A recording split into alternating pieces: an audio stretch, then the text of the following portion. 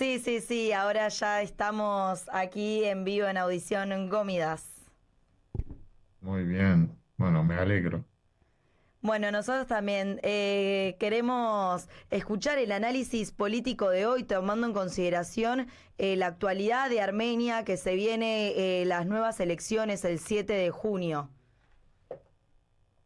Así es, bueno, 7 de junio, elecciones, es probablemente el mayor acontecimiento para todos los armenios, especialmente en Armenia, pero también en la diáspora, aquellos que somos espectadores comprometidos, ¿no? Porque la verdad no podemos tener ningún tipo de injerencia, no hay ningún mecanismo para que desde la diáspora participemos, aunque sea con el voto, en los procesos en Armenia como las elecciones, pero sí nos comprometemos a seguir día a día. Algunos pasamos horas, ¿no? Siguiendo las noticias desde Armenia. Y esto es lo que el compromiso político con su identidad en la diáspora caracteriza a ciertos armenios. Tampoco voy a generalizar. Bueno, elecciones el 7 de junio. ¿Qué panorama tenemos? Si uno escucha un poco los comentarios de analistas en Armenia, tanto de un bando como el otro, y sobre todo los políticos que están comprometidos con este proceso electoral, el tono es netamente apocalíptico. Apocalíptico tanto en los lemas de las elecciones, guerra o paz, la Unión Europea o la Unión Eurasiática Económica Eurasiática, es siempre muy tajante, como si todo empezara, como si todo terminara después del 7 de 8 o todo sería muy brillante después del 7 de 8. Desde los que seguimos estos acontecimientos desde afuera, como dije, como espectadores comprometidos, no tenemos que caer en ese tono apocalíptico, tratar de tener esa mirada más o menos serena, ¿no? De un analista, si quieren, y ver objetivamente hasta donde se pueda lo que está pasando. Dicho esto, no se puede quitarle la importancia a estas elecciones en Armenia. No hay ninguna duda que Armenia, como en toda la región del Cáucaso, y vamos a decir en estos turbulentos tiempos, en estos tiempos de la administración del caos, que son las relaciones internacionales, sin alguna vista de un nuevo equilibrio de poder, un nuevo reparto de las zonas de influencia entre las grandes potencias y el destino que cada región estratégica, geopolítica y cada país en esta región va a tener en estos tiempos. No hay que quitarle importancia a las elecciones en Armenia, donde básicamente lo que se juega es la continuidad de Nikol Pashinyan y el contrato civil o en su detrimento digamos, probablemente una coalición de las fuerzas de la oposición eh, que hay que ver cómo cambiarán el rumbo de la política de los últimos 5 años.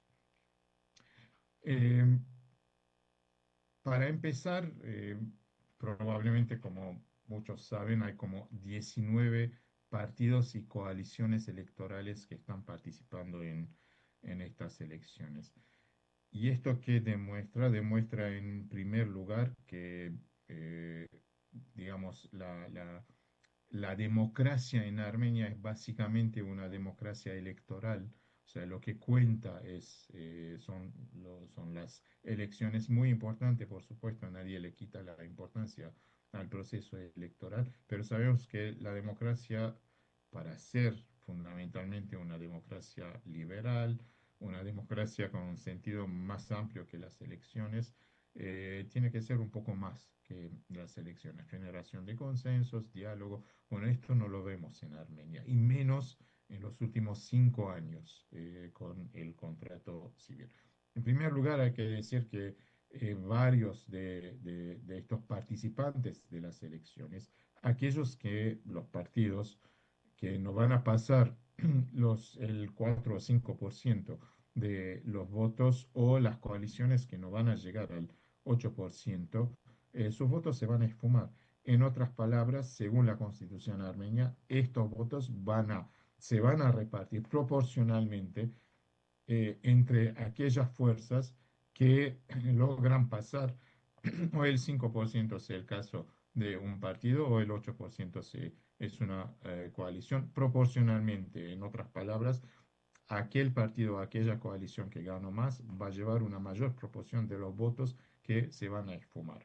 Así es desde que hubo un cambio de la constitución en Armenia y en 2017, bueno, el cambio eh, se produjo el referéndum en 2015 y hubo cambio en las elecciones del 2018, 17, perdón, se basaron sobre esta nueva constitución. En esta nueva constitución se hace. Entonces, ¿eso a qué lleva? Lleva a lo que vimos en los 5 años pasados y antes también. Antes también, por lo menos desde el principio del siglo XXI. Eh, Quien gana las elecciones en Armenia, quien detiene el poder, quien se apodera del Estado, del aparato del Estado, es el ganador absoluto. No hemos visto ningún proceso en el pasado de una oposición que podría por lo menos hacer un balance de poder en el Parlamento y tratar de obligar, una forma de decir, eh, consensos, ¿no? En las decisiones más importantes con respecto al destino del país u otras cuestiones. La diferencia con Igor Pashinyan y el contrato civil, y sobre todo desde la derrota, cuya responsabilidad cae en Nikol Pashinyan en sí, personalmente, es el estilo. Un estilo que se basó desde 2018 en adelante, pero vuelvo a insistir, desde 2020, desde la derrota en adelante, sobre la división, la polarización, ellos y nosotros, los blancos y los negros, y ese discurso se fue tornando cada vez más violento, cada vez más excluyente. Y eso es lo que vimos, eso caracterizó la política interna armenia en los últimos 5 años. Una segunda observación es importante, creo, a tomar en cuenta lo que demuestra esa democracia electoral y los 19 partidos que van a disputar las elecciones, van a querer llegar al poder, es que el sistema de partidos políticos en Armenia no está consolidado. No está consolidado, evidentemente es un fenómeno internacional, digamos, vemos en muchos países que partidos tradicionales sufren una crisis, eso es real.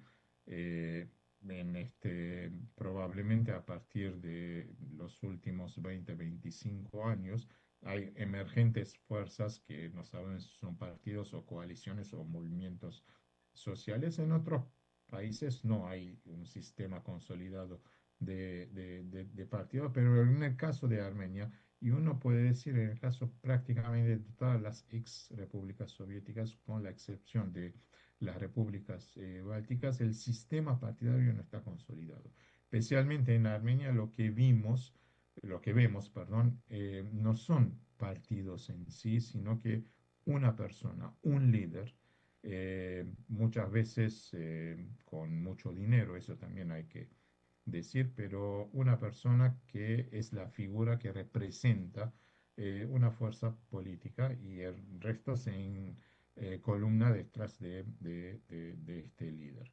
Eso no está bien, por supuesto, porque, digamos, refleja una personalización de la política y lo cual, digamos, atenta contra la estabilidad de un sistema político.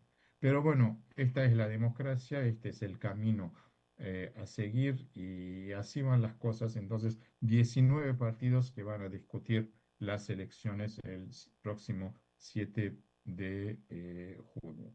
Ahora bien, eh, desde 2021, el contrato civil está en el poder.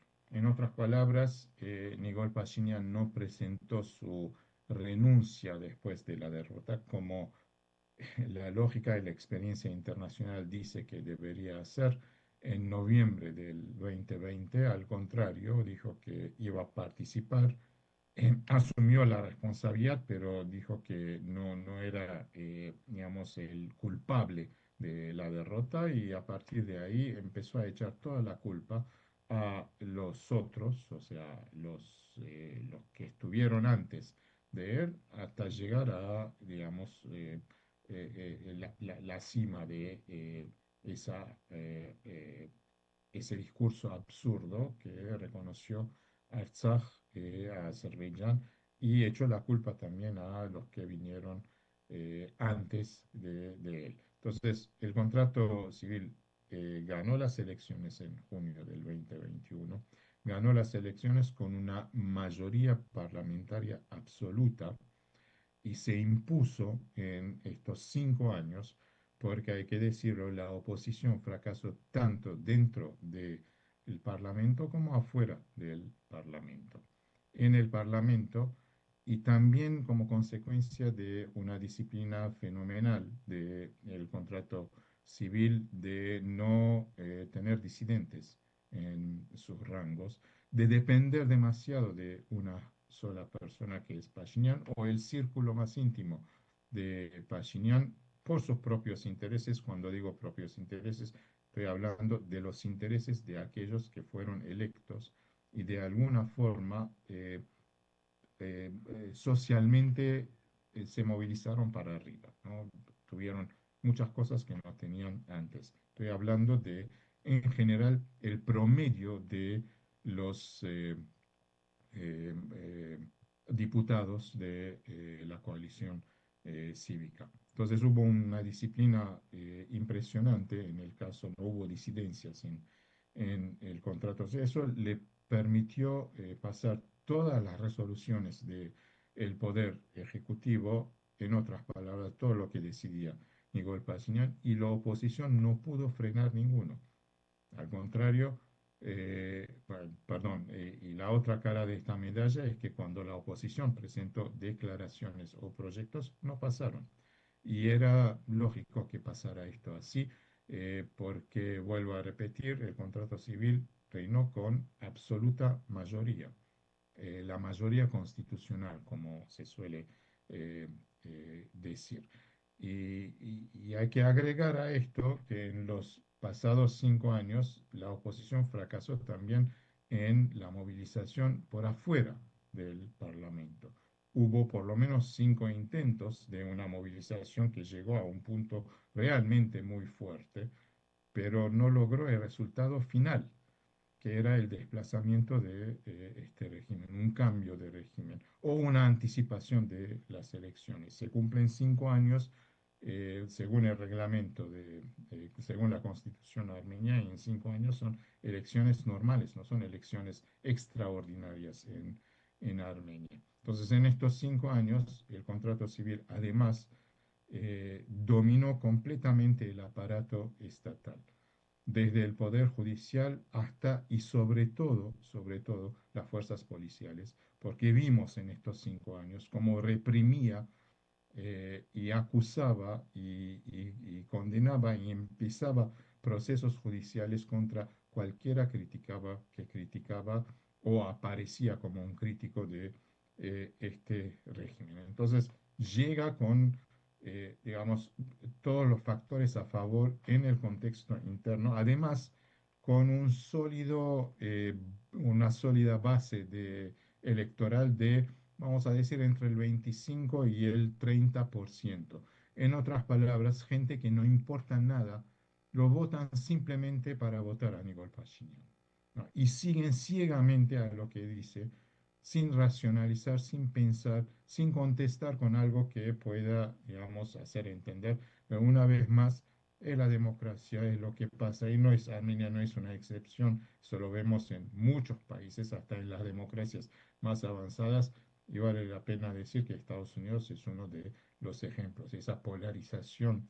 eh, en los debates y en el voto, sobre todo, no es un fenómeno particular para Armenia, pero sí nos afecta, afecta mucho a Armenia, porque no estamos hablando de un país de potencia con 200, 300 millones de personas, estamos hablando de un país muy vulnerable, de 2 a 3 millones de habitantes, que más que cualquier otro país necesita una coherencia interna, un consenso interno que en Armenia no existe porque este gobierno nunca fue un gobierno de generar consensos internos. A esto hay que sumar el factor externo. Y el factor externo es que Pashinyan logró el apoyo de tanto de la Unión Europea como de Estados Unidos. Vinieron directamente a decir que este es el hombre que nosotros queremos, porque por un tema de intereses.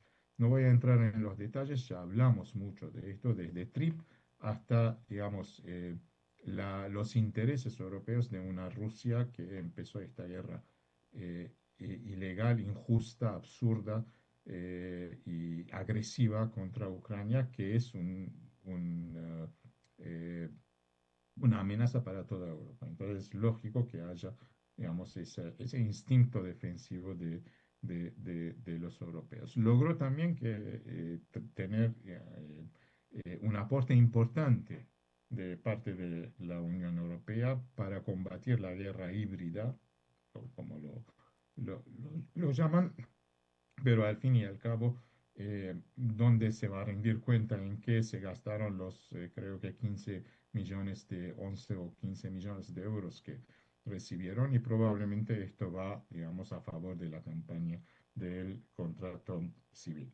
Con respecto a Rusia, algunos pensarán que desde ese famoso encuentro del principio eh, de mayo entre Putin y Pashinyan en Moscú, donde Putin habló un poco más duro, que Rusia está jugando a favor de la oposición. Es de todas maneras el discurso de quienes hacen, perdón, quienes lideran la campaña del contrato civil. No necesariamente es así.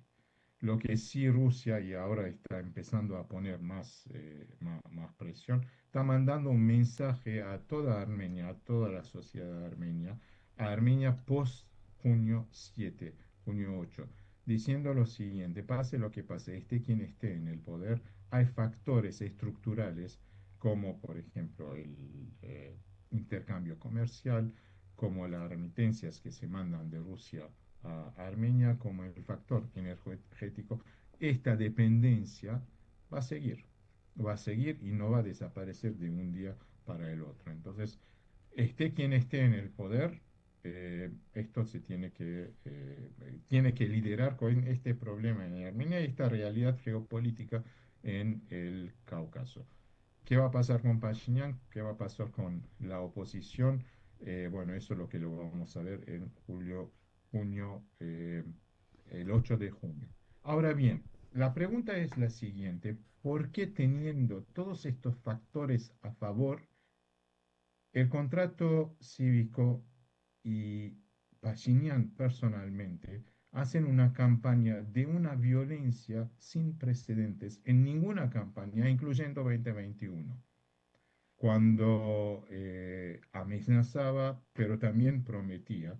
Pero en esta campaña, los ataques y los insultos directamente a los ciudadanos críticos, y sobre todo si vienen de Artsaj, son impresionantes, ¿no? Refutables, lamentables.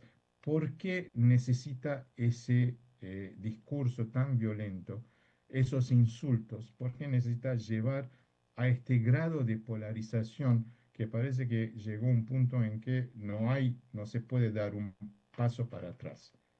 Más aún, ya vimos persecuciones hasta en tiempos electorales contra candidatos de la oposición.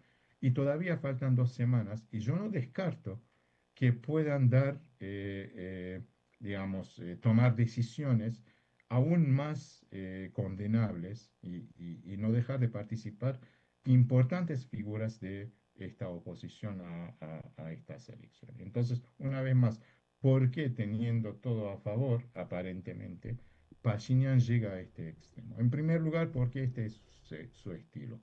Nunca fue un hombre de consenso y menos después de la derrota de la guerra de 44 años. Juega su supervivencia, juega su continuidad en el poder, porque sabe que si pierde, vamos a decir, probablemente las cosas no van a ser muy buenas ni para él ni para su entorno inmediato. Y en segundo lugar, porque piensa que de esta forma puede neutralizar la oposición. Ahora, ¿qué es lo que nos dice todo esto? Todo esto nos dice que quizás, aún sin tener la capacidad de balancear o poner o tener alguna influencia en el gobierno en los últimos 5 años, la oposición, tanto en el Parlamento como afuera, quizás llegó a concientizar la población de que no se puede seguir con Nikol Pashinyan. No se puede seguir con Nikol Pashinyan y que hay que votar en contra para terminar con la serie de derrotas, una derrota tras otra, después de la guerra de 44 días.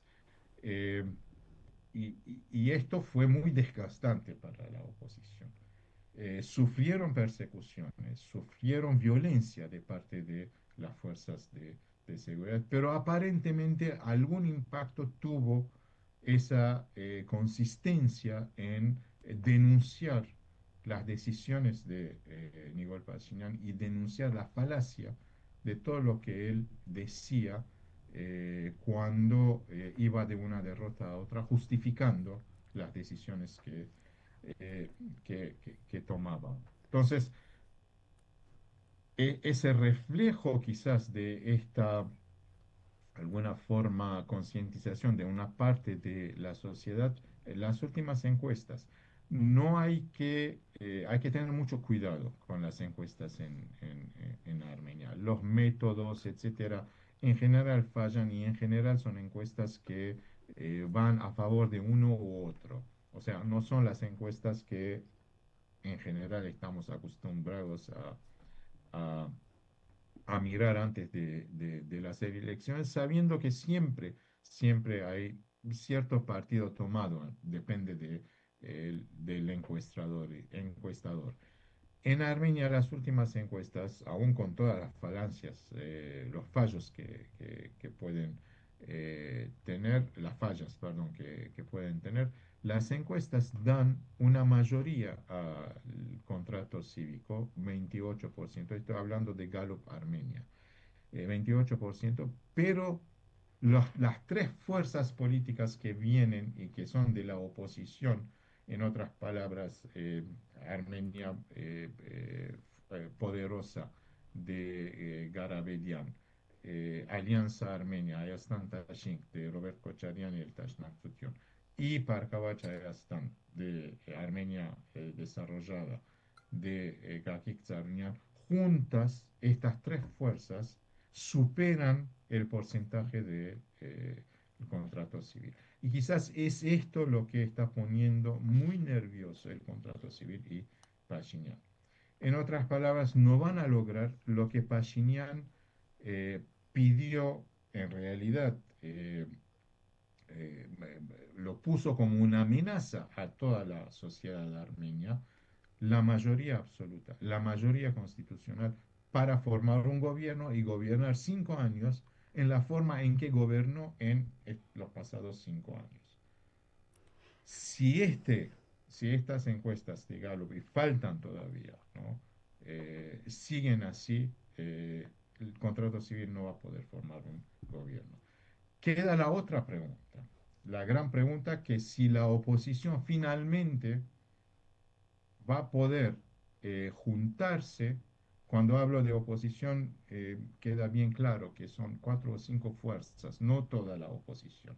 no todos aquellos que se presentan en estas elecciones, ¿no? Pero estas, las mayores fuerzas de la oposición, si pueden juntarse, es una propuesta que hizo eh, Ayastan Tashing a todas las fuerzas de la oposición para declarar una sola cosa, que pase lo que pase, todos están juntos contra un solo objetivo: no permitir que Pashinyan o el contrato civil siga en el poder. ¿Te puedo hacer una Todavía no consulta? vimos esta Sí. declaración. Más allá de la competencia entre sí, todavía no vimos esta declaración de todas las fuerzas de la oposición. Y hay un antecedente, hay varios antecedentes en la experiencia internacional. A mí se me ocurre Chile, la concertación en 1989, ¿no? Cuando la oposición dijo no a la continuidad de Pinochet. Hachik, Bueno, eso es lo que estamos esperando. Sí, tengo una consulta para hacerte. ¿Alguno de todos los candidatos tienen la agenda el tema Artsaj? Porque hablan mucho, pero el tema Artsaj es algo sumamente importante. ¿Alguno tiene en su campaña política este tema a la vista? sí, por supuesto. Prácticamente todas las fuerzas de la oposición, las mayores fuerzas de la oposición, dicen que en su agenda de la política exterior está el tema del el derecho de retorno de los Artsakhi. Y es ahí donde los operadores del gobierno, incluyendo comentaristas eh, políticos y algunos reporteros, ¿no?, de la cadena nacional de Armenia, empiezan a poner presión a las figuras de la oposición. Bueno, ¿y cómo lo van a hacer? Y esto no significaría una guerra. Y si los artsakhi quieren volver a Artsaj, o sea, muchas preguntas que no tienen mucho sentido, porque hay que saber cómo se implementa la diplomacia del retorno de los artsakhi a Artsaj, pero está en la agenda de las fuerzas de oposición. El gran tema, por supuesto, es que cuál de los temas que está en la agenda agrupa mayor cantidad de votos. Y acá eh, hay que entender una cosa: estas elecciones se hacen más en oposición a, digamos, a la continuidad De paso. de un Pashinyan y un contrato civil que trajo todas las derrotas a Armenia, más que comparando, digamos, las propuestas para Armenia, ¿no? Son elecciones muy polarizadas y en el centro, vuelvo a repetir, está el tema de la continuidad. Si continúa Nikol Pashinyan, para los Artsakhi no hay un horizonte de retorno a Artsaj, salvo si, digamos, sigan los esfuerzos en la diáspora, que hasta ahora son los únicos que apoyan, y evidentemente un apoyo de parte de las fuerzas de la oposición, tanto en el Parlamento como en la sociedad civil, para que este tema por lo menos no desaparezca en la agenda internacional. Si Pashinyan gana el poder, es muy mal, muy malo para los Artsakhi y para, digamos, alguna expectativa, alguna esperanza para que para que se respete o se ponga en la agenda de la política exterior de Armenia el derecho de retorno de los Artsakhi a Artsaj. Evidentemente esto está muy vinculado, lo vinculan siempre con la agenda de la llamada paz. Y digo, la paz, ¿qué paz? Todavía no hemos visto nada, no he escrito, simplemente hay un discurso de parte de Pashinyan, un discurso al cual, digamos, opone a Aliyev otro discurso. No es una paz, es una paz para pedir más de Armenia, más concesiones, territorios, derecho, entre comillas, derecho de retorno a 300.000 azeríes, cambio de la constitución. Y nadie sabe hasta dónde puede parar la demanda azerí, porque si el objetivo final de Azerbaiyán y Turquía es hacer desaparecer a Armenia como un país, en un sentido figurativo, por supuesto, dejar un pequeño enclave un estado vasallo, ¿no? de esta conglomeración panturca entre Azerbaiyán y Turquía, bueno, con Nikol Pashinyan es la garantía para ellos es Nikol Pashinyan y la política de derrota que siguió, porque además van a tener la garantía de este derrotado va a seguir, digamos, con su política de represión y persecución dentro de Armenia a todos aquellos que no están de acuerdo con él. Entonces, la respuesta es sí. Si la oposición gana de una forma u otra, no sabemos bien cómo y tampoco se puede, digamos, digamos, presentar una agenda de cómo esto va a volver, pero la diplomacia armenia eh, va a poner este tema en la agenda de la política exterior. Te agradecemos, Hachik, por el análisis. La verdad es que nos quedó muy claro. También estuvimos durante las últimas semanas comentando todas estas noticias. Pudimos ver también los videos de Nikol Pashinyan, la forma en que les habló a los ciudadanos, a los artsakhi.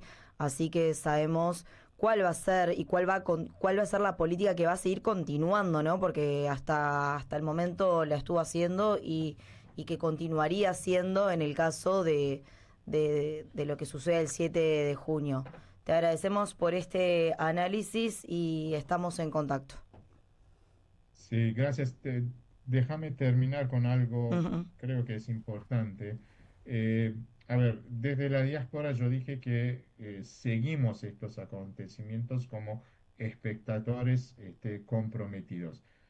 Es porque desde la independencia en adelante no se creó ningún mecanismo que permita la participación política de la claro. diáspora, salvo excepciones y excepciones que se dan de acuerdo al gusto de quien está en el poder en Armenia. No hubo voluntad política en Armenia para crear este mecanismo, aunque sea para que aquellos que tienen evidentemente ciudadanía armenia en la diáspora puedan votar de una forma u otra, Justamente sin desplazarse hasta Armenia. este punto justamente se debatió un mes atrás en la conferencia en París de poder la diáspora tener representación en Armenia, en la política de Armenia. Justamente es un punto debatido para que suceda, ¿no? Sí, la observación que hago acá es por qué no se debatió en los últimos Ujú, 25 años, sí. pongamos. Levón de Rivera no quería de la diáspora. Los 25 años, ¿dónde estaba ese punto en la agenda de la élite política, el sector político armenio? No estaba. No había voluntad para que se le dé a la diáspora un espacio de participación. Ahora bien, en una conferencia justo antes de las elecciones y en estas elecciones estamos escuchando muchas cosas buenas para la diáspora, ¿no? Todo aquello que queremos escuchar, pero hay que estar atento. No depende tanto de qué es lo que, digo tanto, no solamente, pero tanto de lo que se va a decidir en Armenia, sino depende de nosotros, armenios de la diáspora, si sabemos organizarnos y Ujú. hacer valer lo que la diáspora, la importancia de la diáspora para Armenia. Y eso es lo que no, hay que admitir, no supimos hacer en los últimos, desde la independencia en realidad, pero sobre todo en los últimos 25 años. Entonces, sí, ojalá aquellos que dan promesas mantengan las promesas, pero también tengo que pensar que no hay antecedentes. Hasta después, hasta en el centenario, cuando estábamos a punto de crear, no una participación de la diáspora en la política armenia, no una representación en la Asamblea Nacional como se pidió desde siempre, ¿no? No, un consejo panarmenio, un consejo panarmenio de las mayores fuerzas en la diáspora y participación, las iglesias, el Estado, algo que decida los temas en la agenda que se refieren a todos los armenios, tanto en Armenia como en la diáspora. Ni eso se logró. Entonces, ojalá las promesas que nos están haciendo, sobre todo las fuerzas de la oposición, porque con Pashinyan, olvídense, no hay diáspora, no existe, ¿no? No existe ni siquiera el armenio tal como conocemos hasta No. ahora el armenio. Es otra ingeniería social que está proponiendo para los próximos 5 años. Pero ojalá las promesas que nos están dando a los armenios de la diáspora, las fuerzas de la oposición, las figuras de la fuerza de oposición, en general son promesas muy en el aire todavía, no hay nada concreto, no hay ningún programa concreto, ningún plan concreto. Ojalá que se haga realidad, pero vuelvo a repetir, depende de nosotros. De acuerdo, Depende de Hachik. nosotros y podemos crear, digamos, un sentido de diáspora tal como existía antes de la independencia. No, nos queda claro que los ataques a la identidad armenia de parte de Nicole Pashinyan y su gobierno son bastante claros, y es importante lo que mencionabas, el rol activo de la diáspora, poder reorganizarnos, poder estar también pendientes de lo que sucede y recordar siempre que el pueblo armenio es Hayastan, Artsaj y la diáspora. Te agradecemos mucho por el análisis político de hoy, Hachik. Al contrario, nos vemos después de las elecciones. Nos vemos y estaremos esperando tu análisis político.